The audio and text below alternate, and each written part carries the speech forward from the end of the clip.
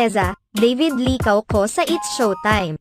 Tuwang-tuwa ang unkabogable star na si Vice Ganda sa nakakakilig na eksena mula sa tinitilian love team ngayon ni na Barbie Forteza at David Licao ko na kamakailan ay naging guest sa It's Showtime.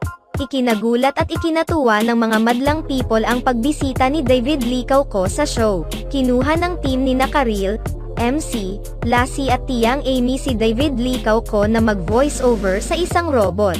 Hindi lubos akalain ng madlang people ang pagpunta ni David Licao ko sa It's Showtime dahil ang ka-love team niyang si Barbie Forteza ay isa sa mga hurado para sa magpasikat. Samantala, kaagad na napansin ni Vice Ganda ang naiibang kasiyahan ni Barbie nang makita niya si David Licao ko sa show. Pabiro pang pahayag ni Vice Ganda na ito umano ang kauna-unahang pagkakataon na ang judge ang may guest. Dinagdagan pa ni Vice Ganda ang kilig na nararamdaman ng mga barda